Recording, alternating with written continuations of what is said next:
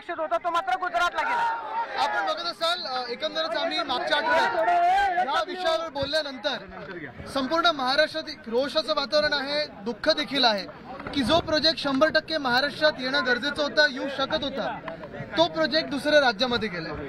दुसरं राज्य कुठचं आहे ह्याचं कोणाला दुःख नाहीये, पण तरी देखील महाराष्ट्रामध्ये येणारा प्रोजेक्ट 2 लाख नोकऱ्या म्हणजे एकंदर आपण बघितलं असेल वेदांता फॉक्सकॉन असेल, बल्क ड्रग पार्क असेल आणि काल परवाकडे कळलेलं आहे अजून एक तिसरा महत्त्वाचा प्रोजेक्ट म्हणजे मेडिसिन डिव्हाइस पार्क हा देखील महाराष्ट्रातून निघून गेलेला आहे। बल्क ड्रग पार्क आपल्या रोह्यात आणणार होतो म्हणजे रायगड जिल्ह्यात आणणार होतो, आपण जो वेदांताचा प्रोजेक्ट होतो या तळेगावमध्ये आणणार होतो आणि मेडिकल डिव्हाइस पार्क हा संभाजीनगर जिल्ह्यात आणणार होतो म्हणजे आपण ऑरिकमध्ये आणणार होतो। एकंदरच आपण बघताय की या खोके सरकारचं लक्ष त्यांच्या गटात कोण होते ह्याच्यावर आहे, पण या राज्यात उद्योग कुठचे येतात, गुंतवणूक कोण घेऊन येते ह्याच्यावर कोणाचंच लक्ष नाहीये। काल मुख्यमंत्री दिल्लीला गेलेले होते, त्या संदर्भातच ते पंतप्रधानांची वेळ मागणार होते। मुख्यमंत्री वारंवार दिल्लीला गेलेले आहेत स्वतःसाठी।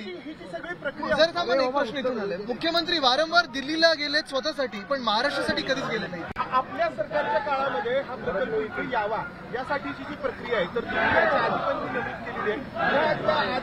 प्रक्रिया म्हणजे साधारण डिसेंबर 2021 मध्ये एक चांगला प्रस्ताव केंद्र सरकारने आणला, चांगलं प्रपोजल होतं की ज्या राज्यांना हे सेमीकंडक्टर चिपचं पाहिजे प्रोजेक्ट 76,000 कोटीची सबसिडी अवेलेबल होती, कर्नाटकाला एक गेली, तसंच आपण देखील महाराष्ट्र म्हणून जानेवारी 2022 मध्ये वेदांता फॉक्सकॉनचे अनिल अग्रवाल साहेब आहेत त्यांच्याबरोबर बोलणं सुरू केलेलं, अनेक बैठका झाल्या, इथे फॉक्सकॉनचे काही लोक आले, वेदांताचे काही लोक आले, त्यांची जी कन्सल्टिंग कंपनी होती त्यांचे आले।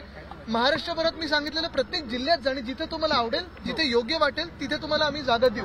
तसंच त्यांना तळेगाव आवडलं, मध्ये आपण बघितलं असेल काही पेपर आणि काही चॅनल्सवर देखील आलेलं तळेगाव आणि मग इतर जे दुसरीकडे गेले त्या 2 जागेंमधला फरक, आपण राज्य म्हणून काय सबसिडी दिली, काय सवलती दिल्या ह्याच्यातलं आणि दुसऱ्या राज्यातला फरक आणि हे सगळं होऊन देखील दुसऱ्या राज्यात असा मोठा प्रोजेक्ट जातो ह्याचं दुःख आहे। आदित्यजी आता शिंदे गटातले मंत्री असं म्हणतायत की असाच मोठा प्रकल्प जो आहे तो आपण राज्यामध्ये आणण्याचा प्रयत्न करू, मात्र याचा राजकारण करू नका, त्यांची राजकीय इच्छाशक्ती कुठेतरी कमी पडते। राजकारण ज्यांनी कोविडच्या लॉकडाऊनच्या काळात देखील जे केलं ते आज आम्हाला शिकवतात की राजकारण करू नका। आम्ही राजकारण करतच नाहीये, मुळात रोजगारबद्दल बोलणं, तरुणांचे विषय घेणं हे राजकारण असेल तर ठीक आहे, आम्ही राजकारण करतो, पण राजकारण मग कशासाठी करायचं असतं? राजकारण आपल्या देशात चांगलं काही होऊ शकतं का, राज्यात काही चांगलं होऊ शकतं का, तरुणांसाठी आपण काही करू शकतो का, तरुणींसाठी काही चांगलं करू शकतो का, ज्येष्ठ नागरिकांसाठी काही करू शकतो का, ह्याच्यावर आम्ही बोलत आहोत। आणि जर आम्ही प्रश्न विचारले तर चुकीचं कुठे? आदित्यजी महाराष्ट्राची आपल्याला वाटतं केंद्र सरकारचं, कारण महाराष्ट्राबरोबर मी दोष कोणालाही देणार नाही। महत्वाची गोष्ट हीच आहे की केंद्र सरकार हेच असताना देखील महाविकास आघाडी सरकार म्हणून उद्धव साहेबांच्या नेतृत्वात आम्ही 6.5 लाख कोटीची गुंतवणूक या महाराष्ट्रात आणू शकतो। डॅव्हॉसमध्ये गेल्यानंतर आम्ही 80,000 कोटीची गुंतवणूक आणली, सरकार बदललं, ही जे काही आता अरेंजमेंट आहे, जे बेकायदेशीर सरकार आहे, घटनाबाह्य सरकार आहे, खोके सरकार आहे, ते बसल्यानंतरच नेमक्या अशा गोष्टी कशा घडायला लागल्या? आदित्यजी महाराष्ट्राची संस्कृती आहे की अनेक उद्योगधंदे महाराष्ट्रात येत असतात, कुठेतरी अस्थिर राजकारणामुळे हे प्रकल्प बाहेर जात आहेत राज्याच्या। थांबा, हे कम्फर्टेबल नाही तर तुम्ही पण जाल दुसऱ्या नाही। आपण बघत असाल साधारणपणे आता काल परवाकडे अजून एक महत्वाची बातमी आमच्या समोर आली आणि आपण आपल्याच माध्यमातून आली की हे वेदांता फॉक्सकॉन असेल, बल्क ड्रग पार्कचा विषय घेतल्यानंतर एकदम सरकार जागा झालेलं आहे आणि ज्या काही MIDC मध्ये प्रोजेक्टवर स्थगिती दिलेली जून पासून ती आता एक एक रिव्ह्यू करायला सुरू झालेलं आहे, पण कुठे याच्यावर पारदर्शकता नाही, कुठे याच्याकडून सरकारकडून काही उत्तर आलेलं नाहीये की नक्की कुठचे प्रोजेक्ट होते, किती कोटीची गुंतवणूक होती, किती रोजगार याच्यात होते, किती अजून टिकलेले आहेत आणि किती निघून गेलेले आहेत अजून कळलेलं नाही।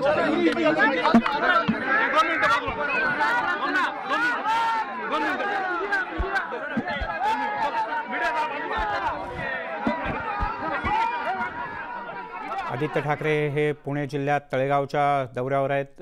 हे तेच तळेगाव आहे जिथे वेदांता फॉक्सकॉनचा प्रकल्प होणार होता। इथे युवा सेनेच्या वतीनं जनआक्रोश आंदोलन करण्यात आलं आणि त्यात सहभागी होण्यासाठी आदित्य ठाकरे हे इथे पोहोचले होते। प्रकल्प राज्यातून गेल्यानं मोठ्या प्रमाणात रोष आहे, तरुणांच्या नोकऱ्या गेल्यानं रोष अधिक आहे असं आदित्य ठाकरे यांनी नमूद केलं। मुख्यमंत्री केवळ स्वतःसाठी वारंवार दिल्लीला जातात, पण राज्यातल्या जनतेच्या हितासाठी मुख्यमंत्री दिल्लीला जात नाहीत असं म्हणत आदित्य ठाकरे यांनी आपली नाराजीही व्यक्त केली। आणि मुख्यमंत्र्यांच्या सततच्या दिल्ली दौऱ्यांचा त्यांनी निषेधही केला.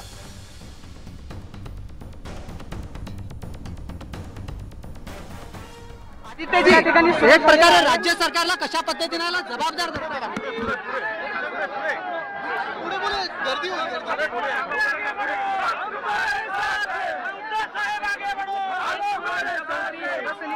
घराळा जो आहे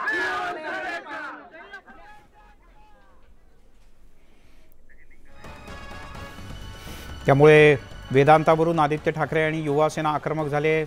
2 दिवसांपूर्वी राज्यात विविध जिल्हा केंद्रांमध्ये युवासेनेच्या वतीनं आंदोलनाचा प्रयत्न करण्यात आला होता. तर आज पुणे जिल्ह्यातल्या तळेगावमध्ये जनआक्रोश आंदोलन करण्यात आलं. ज्या तळेगावमध्ये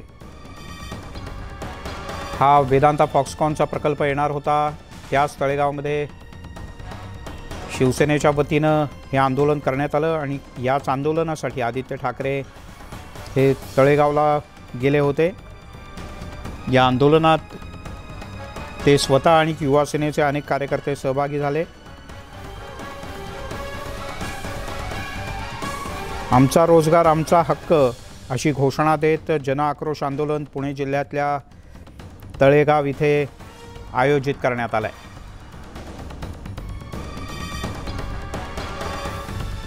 गेल्या 2 महिन्यात राज्याचे मुख्यमंत्री एकनाथ शिंदे हे अनेकदा दिल्लीला गेले.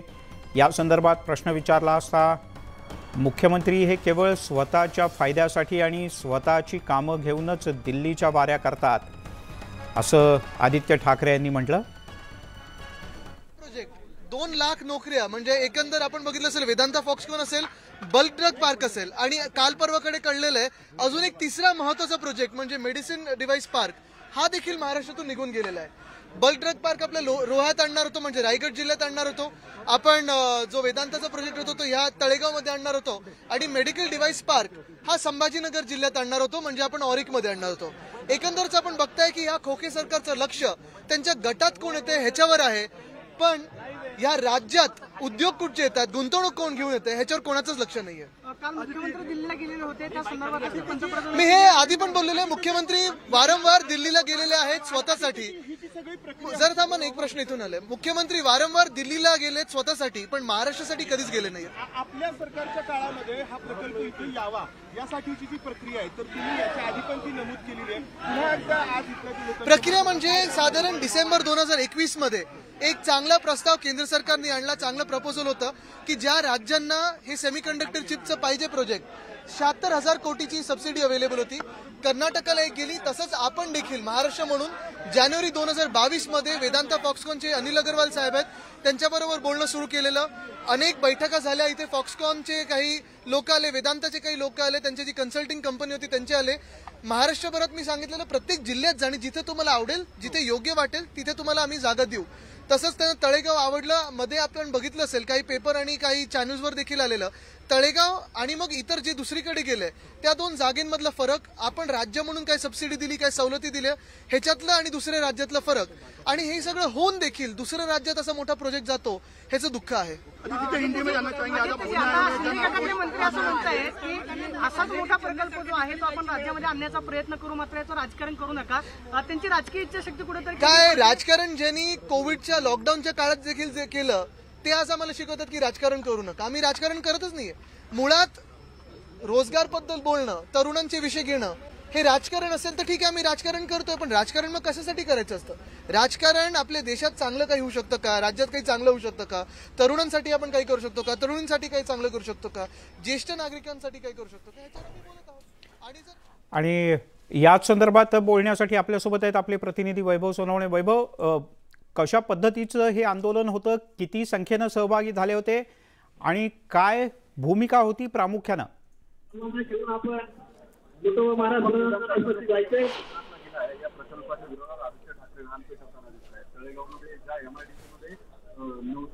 MIDC मध्ये 990 एकर जागा जी आहे ती या वेदांता फॉक्सकॉनला देण्यात येणार होती. तिथंच त्यांनी हे आंदोलन घेतलंय आणि साधारण 1 किलोमीटर भर आदित्य ठाकरे हे चालत येतील.